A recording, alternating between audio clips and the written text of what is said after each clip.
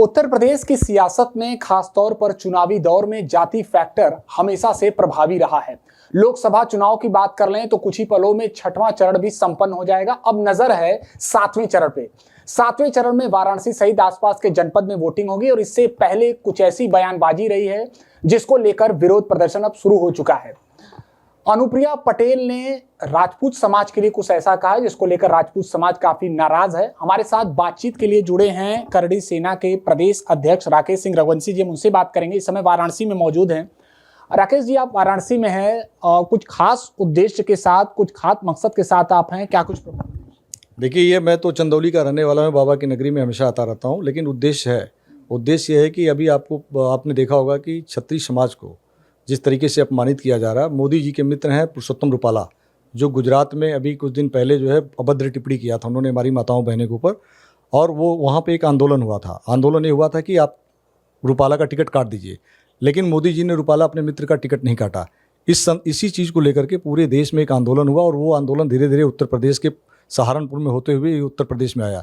तो जहाँ पर भी हमारे क्षत्रिय समाज के लोग हैं, हम सभी जगह पर भाजपा का विरोध कर रहे हैं कि इनको वोट मत दीजिए, क्योंकि इन्होंने हमारे मान सम्मान स्वाभिमान के साथ खिलवाड़ किया है। इसी उद्देश्य को लेकर के मैं चंदौली में, बनारस में, मिर्ज़ापुर में, सोनभद्र में घूम रहा हूँ, अपने सभी समाज के लोगों से मिल रहा हूँ, उनको बताने की कोशिश कर रहा हूँ कि क्षत्रिय समाज को जो अपमानित किया है भारतीय जनता पार्टी ने, उनका बदला हमें वोट से लेना है, और वो मैं गाँव-गाँव जन जन तक जा करके पहुँचा रहा हूँ। भारतीय जनता पार्टी के खिलाफ सीधे तौर पर आपने मोर्चा खोला है। आपका कहना है कि कोई भी भारतीय जनता पार्टी के प्रत्याशी को वोट ना करे, लेकिन जहां पर भी भारतीय जनता पार्टी का मुकाबला इंडिया गठबंधन सीधे तौर पर है, यानी इंडिया गठबंधन को क्या इससे तो सीधा स्पष्ट हो रहा है कि कहीं ना कहीं जो लाभ होगा वो इंडिया गठबंधन के प्रत्याशी को मिलेगा। देखिए, लाभ किसको होगा इस बात का हम ध्यान नहीं रखते। क्षत्रिय राष्ट्रभक्त होता है और राष्ट्र के लिए लड़ता है। आज हमारी माताओं बहनों को उस पर गाली दी गई है। अगर आप एक पत्रकार हैं, अगर आपकी माँ बहन को कोई गाली देगा तो आपको कैसा लगेगा? आपका तुरंत खून खौल जाएगा। और रूपाला ने पूरे मीडिया के सामने एक पूरा भाषण दे करके हमारी माताओं बहनों को गाली दिया और अपमानित करने का काम किया।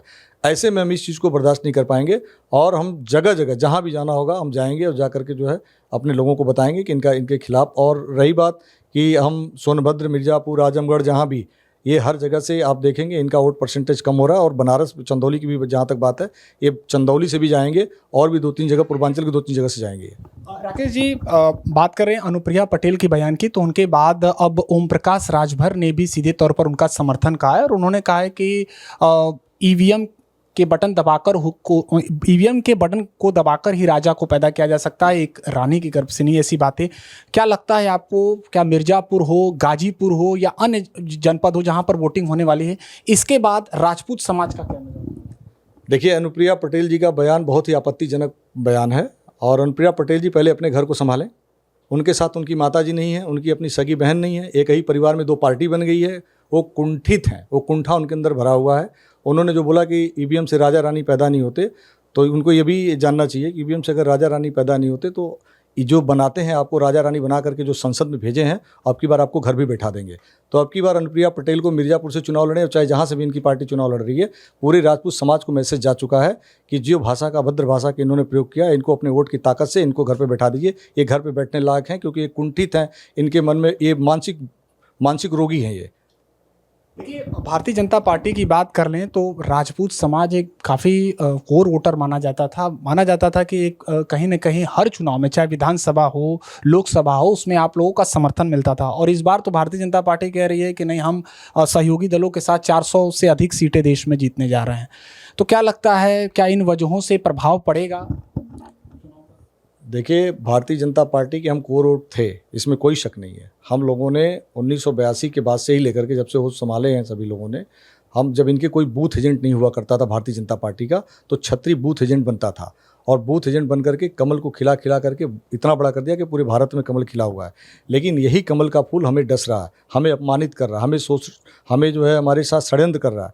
तो कमल के फूल के बटन, कमल का जो फूल है, अब की बार ये क्षत्रिय जो उसको भूल चुके हैं। और अब की बार जहाँ पर भी कमल का फूल दिखाई देगा वहाँ पर हम इसका बहिष्कार करेंगे। और रही बात कि ईडी गठबंधन को फ़ायदा होगा, फलाने को फ़ायदा होगा, किसको फ़ायदा होगा, नुकसान, हम नहीं जाते। और ना हम सपा में हैं, ना हम बसपा में, ना कांग्रेस में, ना भाजपा में। अब की बार हमारा विरोध भारतीय जनता पार्टी से, क्योंकि राजा प्रधानमंत्री मोदी जी हैं और हम मोदी जी के मित्र ने अपमानित किया है। तो मोदी जी, जहाँ मान सम्मान स्वाभिमान की बात है, अगर ये राजतंत्र न होता, अगर ये राजतंत्र होता, अगर ये संविधान हम लोग मानने वाले ना होते, जिस तरीके से उसने गाली गलौज किया है रूपाला जैसे लोगों ने, उसकी गर्दन काट करके अब तक फेंक दी गई होती। उन्हीं के मित्र जो है, उन्हीं के गठबंधन की पार्टी ओम प्रकाश राजभर जो है वही भाषा बोल रहे हैं, जो ओमप्रिया पटेल ने बोला वही भाषा वो भी बोल रहे हैं।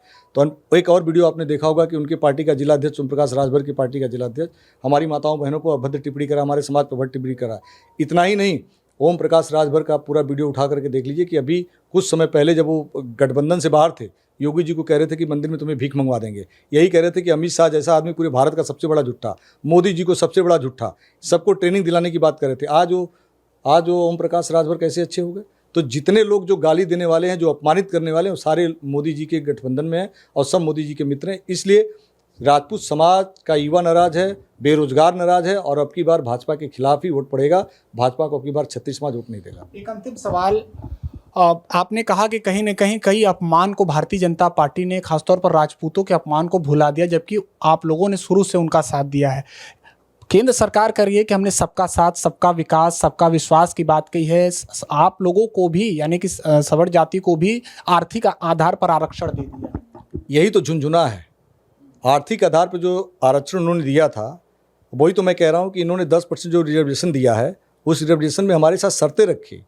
उन्होंने शर्तें रखी। आप ये बताओ, उत्तर प्रदेश में पुलिस की भर्ती आई थी और जनरल की जो उम्र सीमा रखी गई है 18 से 22 वर्ष, और ओबीसी एससी की रखेगी 18 से 29 वर्ष। मैं ये कह रहा हूँ कि आप ओबीसी एससी समाज से मुझे कोई नफरत नहीं है, आप 18 से 28 मत रखो उनको, आप 40 वर्ष रख दो, आप फ्री में नौकरी दे दो, मुझे कोई आपत्ति नहीं है। लेकिन जो सवर्ण समाज के बच्चे हैं, ठाकुर है, पंडित है, बनिया है, भूमिहार हैं और अल्पसंख्यक मुस्लिम भी जनरल आते हैं, ये इनके बच्चे 18 से 22 वर्ष में बूढ़े कैसे हो जाते हैं? ये पैमाना कौन सा? ये मोदी जी से जानना चाहते हैं हम लोग, ये योगी जी से जानना चाहते हैं। ये बच्चे इस देश के नहीं क्या? ये राष्ट्र के नहीं क्या? सारे जो सवर्ण समाज में जो बच्चा पैदा हो जाएगा, वो बच्चा अडानी, अंबानी, टाटा, बिरला, ये सब हो जाएगा। वो सारे वो एक ही जैसे हैं। ये कौन सा पैमाना है? तो ये कहने का मतलब ये है कि ये हम लोग के साथ ये भेदभाव कर रहे हैं और अब की बार इनको विधिवत तरीके से पता चल जाएगा कि भारतीय जनता पार्टी कहाँ पर है। शुक्रिया बातचीत के लिए। तो ये थे हमारे साथ करड़ी सेना के प्रदेश अध्यक्ष राकेश सिंह रघुवंशी, जिनका साफ कहना है कि आगामी लोकसभा चुनाव में चाहे पूर्वांचल की सीटें हों या उत्तर प्रदेश के अलावा अन्य राज्यों की सीटें हों, वहां पर राजपूत समाज भारतीय जनता पार्टी से नाराज है और कहीं ना कहीं इसका खामियाजा उन्हें भुगतना पड़ेगा।